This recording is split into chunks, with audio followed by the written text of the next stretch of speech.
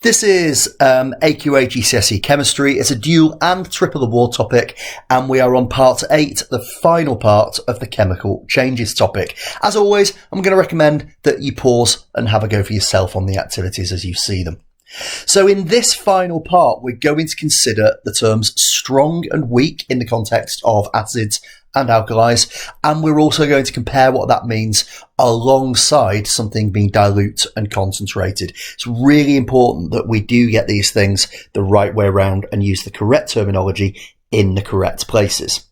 So let's start by concentrated and dilute. What do we mean by these terms? There's a diagram here to help you see how you do. And in really simple terms, if something is more concentrated, it means there is more solute dissolved in the same volume of solution. And we can see this here. There's a lot more acid dissolved in the concentrated acid diagram than there is in the dilute acid diagram. We also know it's dissolved because we can see that it's dissociated, and aqueous solutions do dissociate.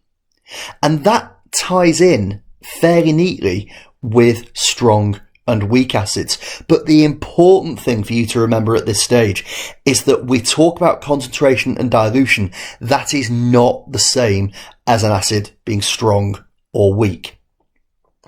So once again, there's a diagram here that might help you. What do we think the key difference is between strong acids and weak acids? And there's some really important key points to remember here. A strong acid is strong because it fully dissociates in solution, and you can see that here.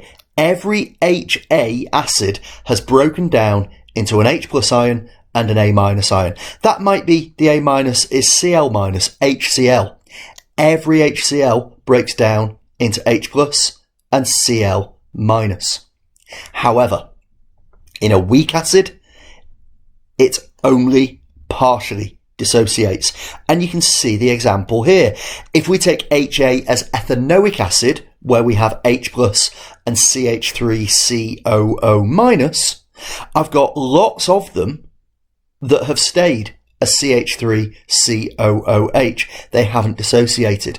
Only one of them in this diagram has actually broken down into the H plus and the A minus. It's that level of dissociation, the fact that it only partially dissociates, that makes it a weak acid. So remember, you've got to recall strong and weak, and you've got to remember concentrated and dilute, and you have to remember that they are totally different things.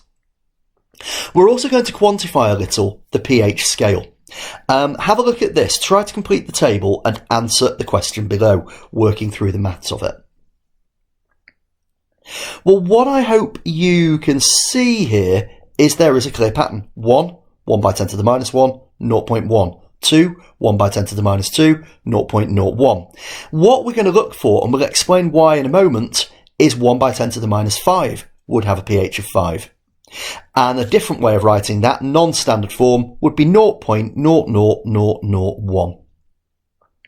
So what is the relationship? How does concentration of H plus ions change when pH increases by 1?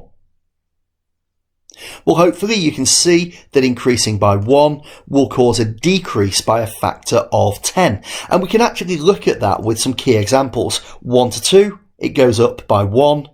The concentration goes down by 10. 2 to 3 goes up by 1.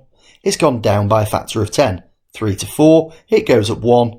Concentration has gone down by a factor of 10. And that continues right the way through. So finally, how could you work out the pH of the solution if you were given the concentration of H plus ions? Well, let's do this with another example to illustrate what we've just spoken about. Let's take 0.00001 mole dm to the minus 3. I'm going to put that into standard form because I think it's easier to see the pattern. That's 1 by 10 to the minus 6 mole dm to the minus 3. The pH is the positive of the power that we've measured here. So 1 by 10 to the negative 6, the pH is 6. 1 by 10 to the negative 5, the pH would be 5. 1 by 10 to the negative 1, the pH would be 1. And that's an important pattern to remember. Now that takes us to the end of this video. It takes us to the end of this topic. Thank you for listening and goodbye.